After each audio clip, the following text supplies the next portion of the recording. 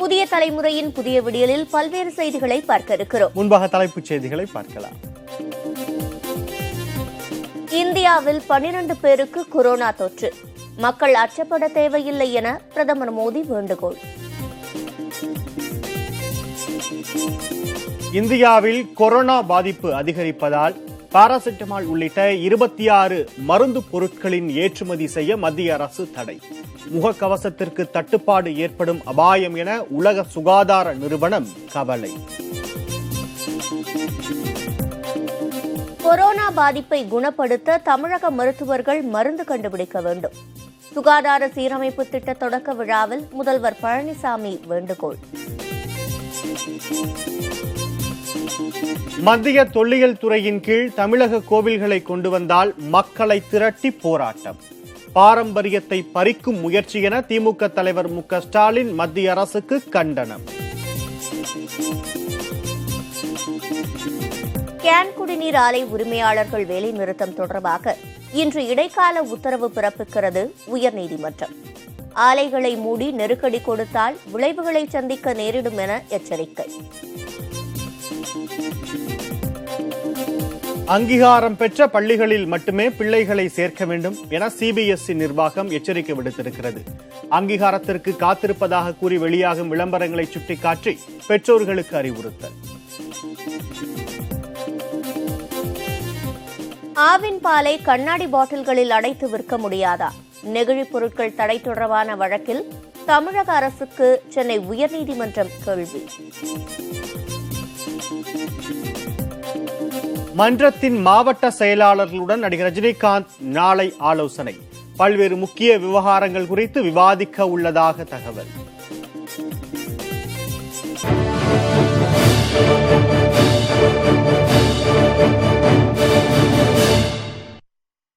இந்தியாவில் 12 பேருக்கு corona virus பாதிப்பு ஏற்பட்டுள்ளதாக தகவல் வெளியாகியுள்ளது.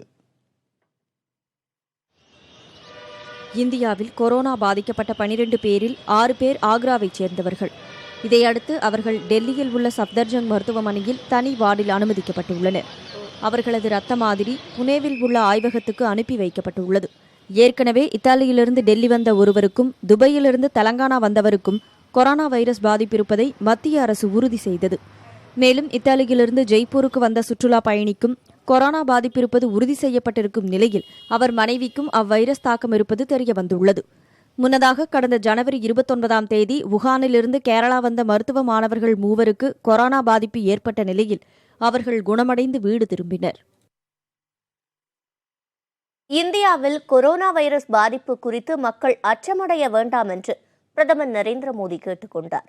இத்தாலி, ஈரான், தென்கொரியா, ஜப்பான் நாடுகளிலிருந்து இந்தியா வருவதற்கு வழங்கப்பட்ட விசாக்கள் ரத்து செய்யப்பட்டுள்ளன.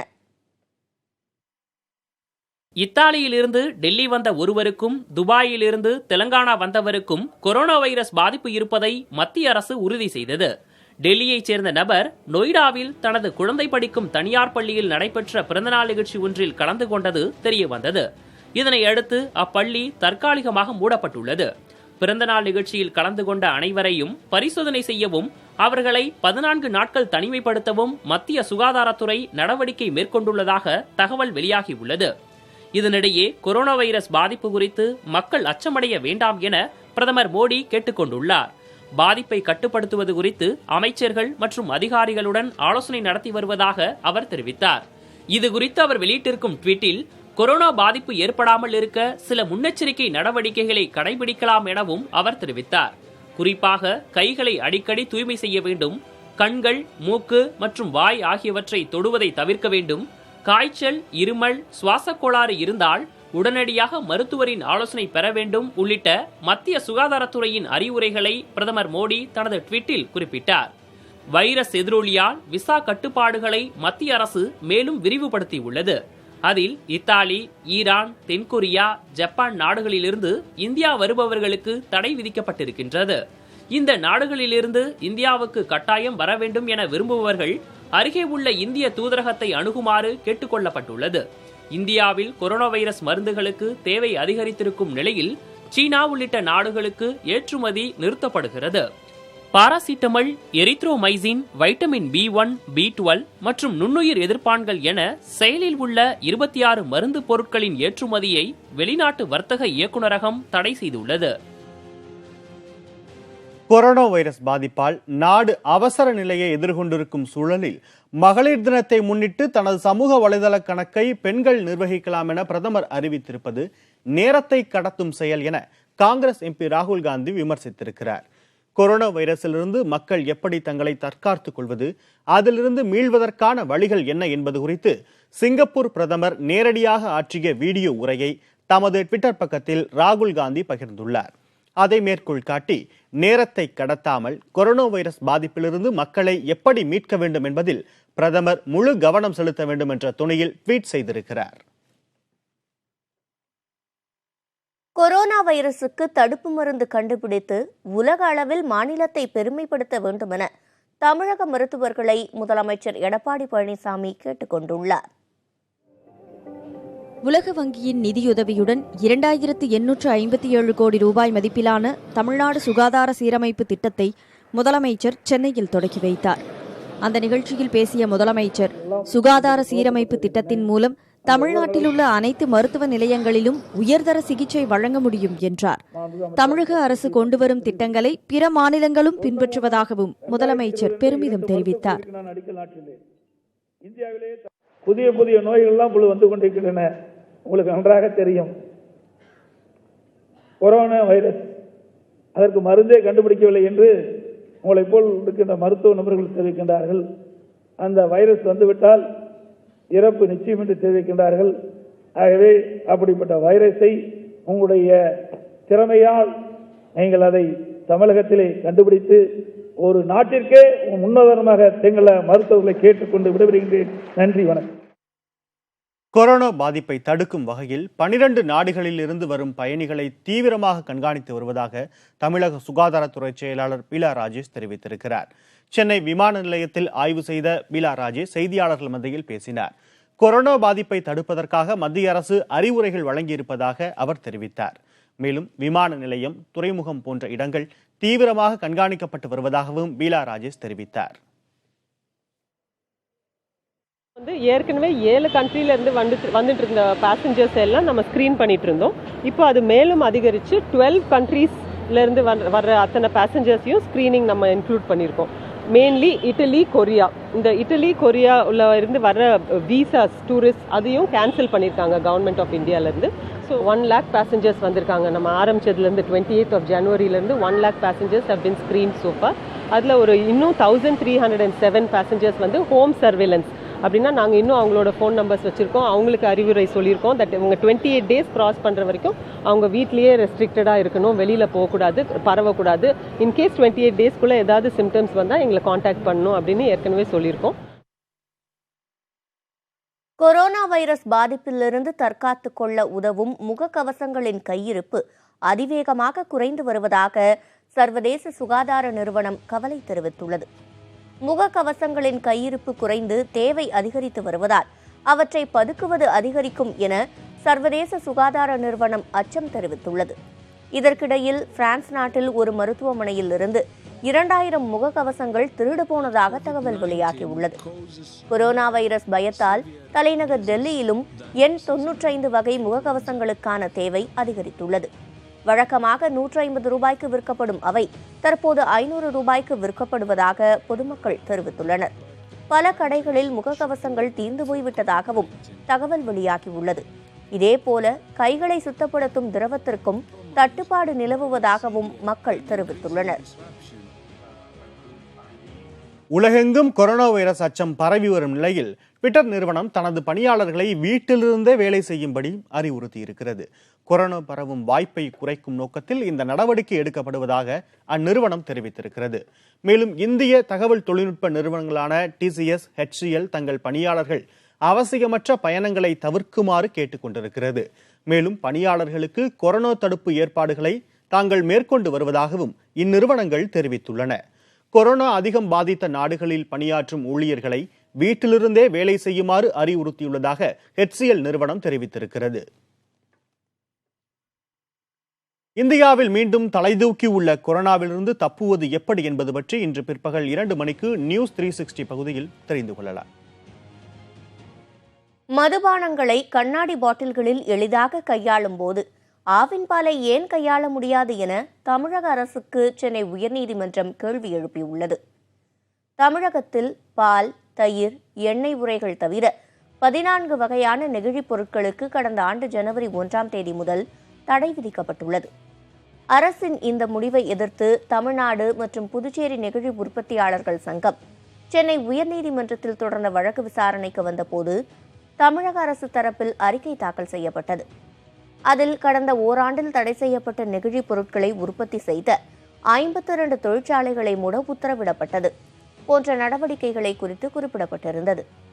அதேபோல நெகிழி தடை உத்தரவில் இருந்து பால், தயிர், எண்ணெய் போன்ற உணவுப் பொருட்களை அடைக்க பயன்படுத்தும் நெகிழிக்கு அளிக்கப்பட்டுள்ள விலக்கை நீக்குவது குறித்து கடந்த ஜனவரி 28ஆம் தேதி தமிழ்நாடு மாசு கட்டுப்பாட்டு வாரியம் பரிந்துரை அளித்துள்ளதாக தெரிவிக்கப்பட்டுள்ளது. இதுகுறித்த அரசின் அறிக்கையை பதிவு செய்த நீதிபதிகள் ஆவின் பால் நிறுவனத்தில் இருந்து இந்த நடவடிக்கை தொடங்க வேண்டும் என தெரிவித்தனர். அப்போது அரசு தரப்பில் பாலை கண்ணாடி பாட்டில்களில் அடைத்து கையாளுவது கடினம் என தெரிவிக்கப்பட்டது. அதனை ஏற்க மறுத்த நீதிபதிகள் கண்ணாடி பாட்டில்களில் விற்கப்படும் மதுபானங்களை எளிதாக கையாளும் போது ஆவின் பாலை ஏன் கையாள முடியாது என கேள்வி எழுப்பினர். நெகிழி விழிப்புணர்வு ஆவணப்படங்களை திரைப்படங்களில் சேர்க்கவும் கல்வி நிறுவனங்களில் இது தொடர்பாக விழிப்புணர்வை ஏற்படுத்தவும் அறிவுறுத்தி வழக்கு விசாரணையை ஒத்திவைத்தனர். கேன் குடிநீர் ஆலை உரிமையாளர்கள் வேலை நிறுத்தம் மூலம் நெருக்கடி கொடுத்தால் விளைவுகளை சந்திக்க நேரிடும் என எச்சரித்துள்ள உயர்நீதிமன்றம் இவ்வழக்கில் இன்று இடைக்கால உத்தரவை பிறப்பிக்க உள்ளது. தமிழகத்தில் சட்டவிரோதமாக இயங்கி வரும் குடிநீர் ஆலைகளை மூடக்கோரி சிவமுத்து என்பவர் சென்னை உயர்நீதிமன்றத்தில் வழக்கு தொடர்ந்தார். இதை விசாரித்த நீதிமன்றம் சட்டவிரோத ஆலைகளை மூட உத்தரவிட்டதோடு மாவட்ட ஆட்சியர்கள் அறிக்கை அளிக்கவும் உத்தரவிட்டது. இந்த வழக்கு கடந்த முறை விசாரணைக்கு வந்தபோது நடவடிக்கை எடுக்காத ஆட்சியர்கள் நேரில் ஆஜராக உத்தரவிடப்படும் என நீதிமன்றம் எச்சரிக்கை விடுத்தது. இதைத் தொடர்ந்து சட்டவிரோதமாக செயல்படும் கேன் குடிநீர் ஆலைகள் சீல் வைக்கப்பட்டன. இந்த வழக்கு மீண்டும் விசாரணைக்கு வந்தபோது தமிழகம் முழுவதும் 682 குடிநீர் ஆலைகள் மூடப்பட்டிருப்பதாக அரசு அறிக்கை தாக்கல் செய்தது. இதையடுத்து குடிநீர் ஆலைகள் கடந்த காலங்களில் செய்த சட்டவிரோத செயல்களுக்கு உரிய விலை கொடுக்க வேண்டும் என நீதிபதிகள் கூறினர். மேலும் போராட்டம் மூலம் நீதிமன்றத்துக்கு நெருக்கடி கொடுக்க வேண்டாம் எனவும் எச்சரிக்கை விடுத்தனர். இயற்கை வளமான தண்ணீரை இலவசமாக எடுக்க அனுமதி அளித்தது வியப்பை அளிப்பதாக தெரிவித்த நீதிபதிகள் மூடப்பட்ட குடிநீர் ஆலைகளை தற்காலிகமாக இயங்க அனுமதிப்பது குறித்து இன்று உத்தரவு பிறப்பிக்கப்படும் என்று கூறினர்.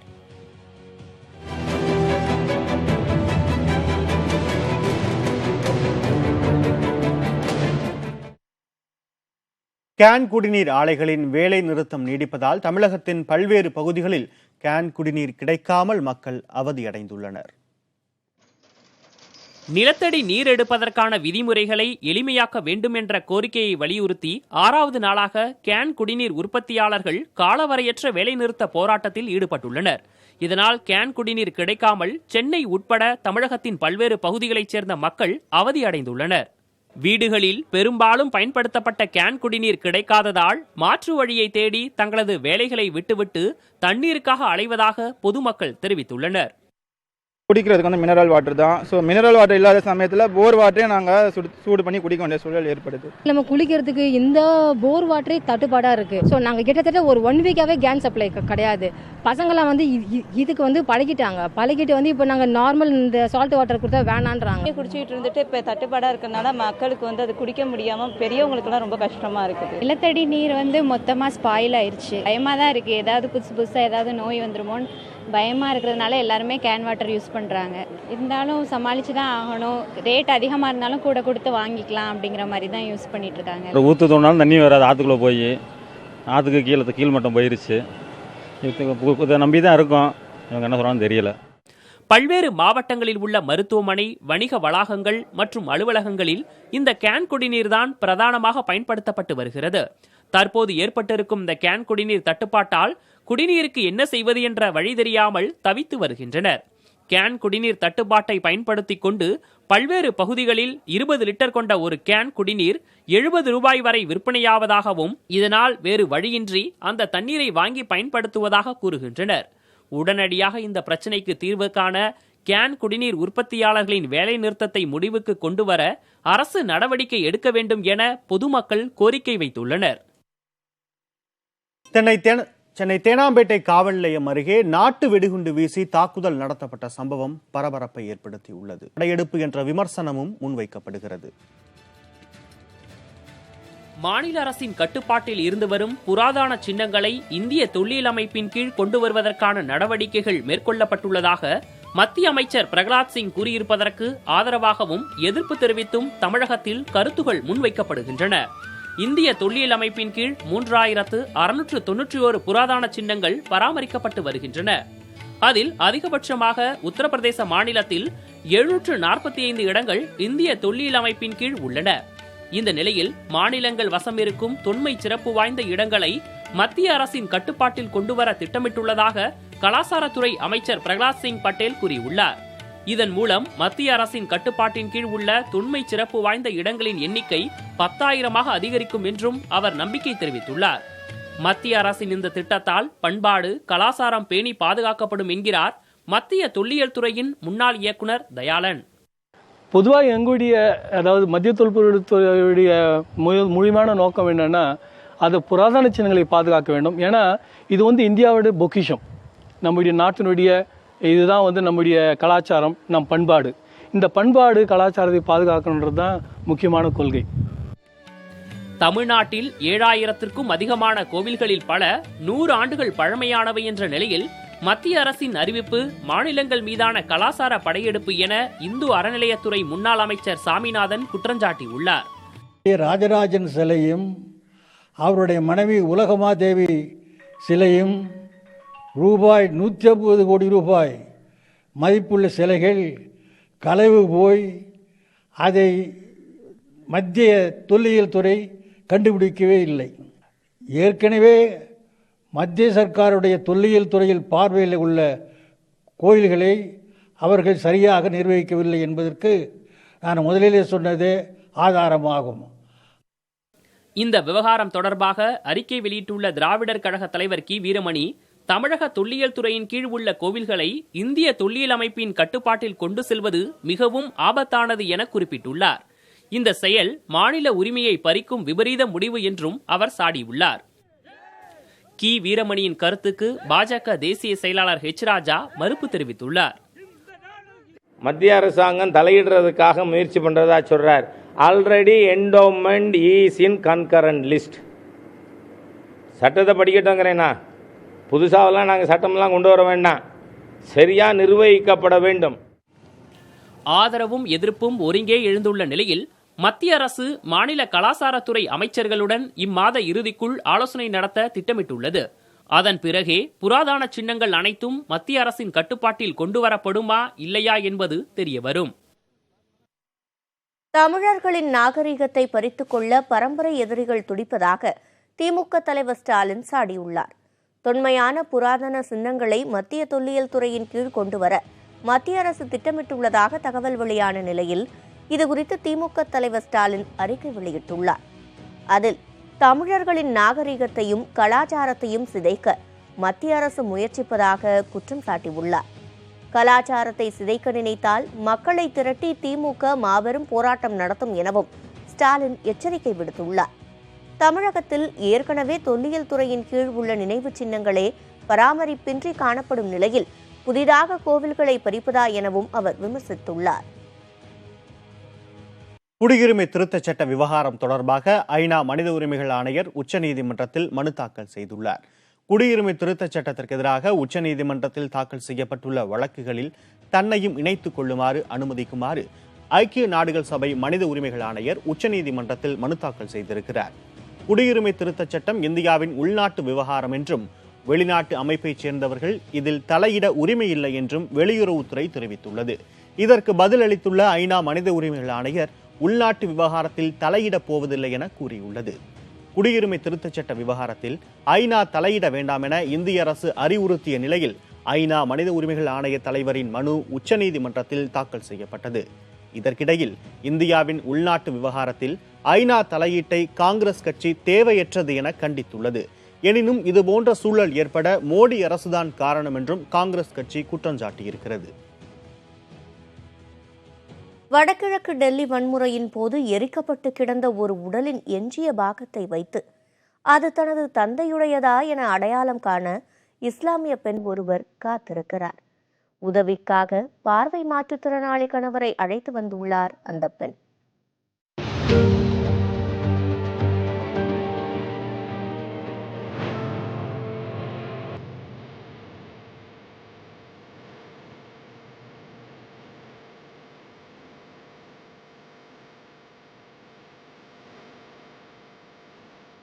வடகிழக்கு டெல்லியில் வசித்து வருபவர் இளம் பெண் குல்ஷன். கணவர் முகமது நஸ்ருதீன். இவர் கண் பார்வையற்ற மாற்றுத்திறனாளி. இந்நிலையில் ஆடு விற்பனை செய்யும் 61 வயதான தந்தை அன்வரின் வருமானத்தை நம்பியே இந்த இளம் தம்பதி காலத்தை ஓட்டி வந்தது. கடந்த வாரம் டெல்லியை கலவர பூமியாக மாற்றிய சம்பவம் குல்ஷன் குடும்பத்தை நிர்கதியாக்கிச் சென்றது. வன்முறையின் போது தொழிலுக்கு சென்ற குல்ஷனின் தந்தை வீடு திரும்பவில்லை. இதுகுறித்து வன்முறையின் வெறியாட்டம் ஓய்ந்த பின்னரே குல்ஷனால் காவல் நிலையத்தில் புகார் அளிக்க முடிந்தது. அவர்கள் டெல்லி மருத்துவமனையில் உள்ள சவக்கிடங்கில் போய் பார்க்குமாறு கூறியுள்ளனர். அங்கு சென்ற போது ஒரு கால் மட்டும் எஞ்சிய நிலையில் மற்றவை முற்றிலும் எரிந்த உடலை குல்ஷனுக்கு காட்டியுள்ளனர். காலை மட்டும் வைத்து அந்த உடல் தனது தந்தையுடையதா என அடையாளம் காண்பதில் குல்ஷனுக்கு சிக்கல் ஏற்பட்டதால் DNA பரிசோதனை செய்ய மருத்துவர்கள் அறிவுறுத்தியுள்ளனர். ऐसे कैसे मान ले कि ये तुम्हारे पापा ही जी हैं, ये टांग थोड़ी से पहचान थोड़ी नहीं हो पाती है, तो इसलिए DNA टेस्ट परसों सैंपल लिया है इन्होंने, तो उसके लिए DNA टेस्ट होगा तब पता लगाते हैं ये, उसके बाद देखो जो भी कुछ. டெல்லி மருத்துவமனை சவக்கிடங்கு அறையின் வெளியே DNA பரிசோதனை முடிவுக்காக கடந்த 29ஆம் தேதி முதல் பார்வை மாற்றுத்திறனாளி கணவருடன் காத்திருக்கிறார் குல்ஷன். அந்த ஒற்றை கால் தனது தந்தையுடையதுதானா இல்லையா என்ற முடிவு எதுவாக இருந்தாலும் இந்த இளம் தம்பதிக்கு இனி யார் ஆதரவு?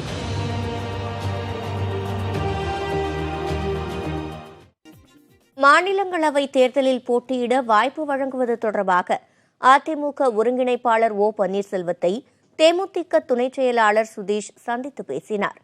இதே விவகாரம் தொடர்பாக ஏற்கனவே அதிமுக இணை ஒருங்கிணைப்பாளரும் முதலமைச்சருமான எடப்பாடி பழனிசாமியை கடந்த சில தினங்களுக்கு முன்பு சுதீஷ் சந்தித்திருந்தார்.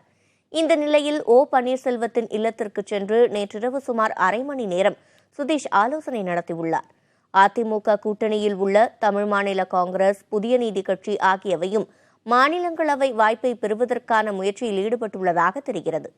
திமுக சார்பில் போட்டியிடும் 3 வேட்பாளர்கள் பெயரும் அறிவிக்கப்பட்டுவிட்ட நிலையில் அதிமுக யாரை அறிவிக்கப் போகிறது என்ற எதிர்பார்ப்பு எழுந்துள்ளது. ரஜினி மக்கள் மன்றத்தின் மாவட்ட செயலாளர்கள் கூட்டம் நடிகர் ரஜினிகாந்த் நாளை கூட்டவிருப்பதாக தகவல் வெளியாகியிருக்கிறது. சென்னை ராகவேந்திரா மண்டபத்தில் நாளை மக்கள் மன்றத்தின் மாவட்ட செயலாளர்களை ரஜினிகாந்த் சந்தித்து பேச உள்ளார். அப்போது கட்சி தொடங்குவது தொடர்பாக ரஜினிகாந்த் ஆலோசிக்க உள்ளதாக தகவல் வெளியாகியிருக்கிறது. தேசிய குடியுரிமை திருத்தச் சட்டத்தில் ஒரு இஸ்லாமியர் பாதிக்கப்பட்டால் கூட தாம் குரல் கொடுக்க தயார் என்றும், டெல்லி வன்முறையை அடக்க முடியாவிட்டால் ராஜினாமா செய்து விடுங்கள் என மத்திய அரசை நேரடியாக ரஜினி விமர்சித்திருந்த நிலையிலும் இந்த கூட்டம் நடைபெறுகிறது. எனவே 3வது முறையாக நடைபெறவுள்ள மாவட்ட செயலாளர்கள் கூட்டத்தில் அரசியல் சார்ந்த முக்கிய முடிவு எதுவும் எடுக்கப்படுமா என்ற கேள்வி எழுந்திருக்கிறது. இந்தியன் 2 படப்பிடிப்பு தளத்தில் நேர்ந்த விபத்து தொடர்பாக நடிகர் கமல்ஹாசனிடம் மத்திய குற்றப்பிரிவு அதிகாரிகள் 3 மணி நேரம் விசாரணை நடத்தினர். நூற்றாண்டுகளை கடந்த தமிழ் சினிமா சமீபத்தில் ஒரு பேரதிர்ச்சியை எதிர்கொண்டது. நடிகரும் மக்கள் நீதி மய்யம் கட்சியின் தலைவருமான கமல்ஹாசனின் நடிப்பில் உருவாகி வரும் இந்தியன் 2 திரைப்படத்தின் படப்பிடிப்பு தளத்தில் நேர்ந்த கோர விபத்துதான் அது.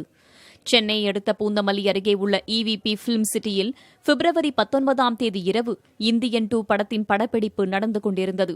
அங்கு செட் அமைக்கும் பணிக்காக கொண்டுவரப்பட்ட கிரேன் அறுந்து விழுந்ததில் உதவி இயக்குநர்கள் உட்பட 3 பேர் உயிரிழந்தனர்.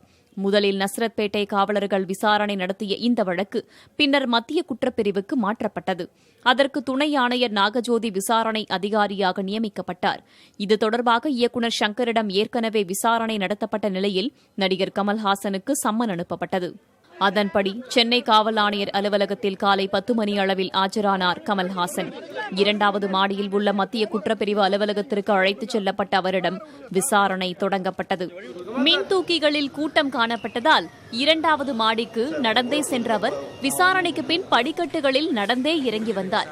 பொதுவாக காவல் ஆணையர் அலுவலகத்திற்கு வருபவர்கள் தற்காலிக அடையாள அட்டை வழங்கப்பட்ட பின்னரே அனுமதிக்கப்படுவர். ஆனால் கமல்ஹாசன் நேரடியாக உள்ளே அனுமதிக்கப்பட்டார். விசாரணை அறைக்கு அதிகாரிகளை தவிர வேறு யாரும் அனுமதிக்கப்படவில்லை. இந்தியன் 2 படப்பிடிப்புக்கு எத்தனை நாட்களாக கிரேன் பயன்படுத்தப்பட்டது? படப்பிடிப்பின் போது அங்கு யாரெல்லாம் இருந்தார்கள்? இந்த விபத்துக்கு யாருடைய கவனக்குறைவு காரணம்? விபத்தின் போது என்ன நடந்தது என்று அடுக்கடுக்கான கேள்விகள் நடிகர் கமல்ஹாசனிடம் முன்வைக்கப்பட்டுள்ளன. அதன்பின் வெளியே வந்த கமல்ஹாசன் செய்தியாளர்களை சந்தித்தார். சினிமா துறையை சார்ந்தவர்கள் என்னுடைய அலுவலகத்திற்கு வந்து இது பற்றி பேசினோம். அதனின் தொடர்ச்சியாக இங்கேயும் காவல்துறைக்கு அங்கு நடந்த சம்பவங்களையும் இனி இது போன்ற விபத்துக்கள் நடக்காமல் இருப்பதற்கு அவர்கள் பரிந்துரைக்கும் ஏதாவது கருத்துக்கள் இருப்பின் அதையும் நாங்கள் வந்து கேட்டு தெரிந்து கொள்கிறோம் என்பதை அங்கிடத்தில் சொல்லி வந்திருக்கிறோம்.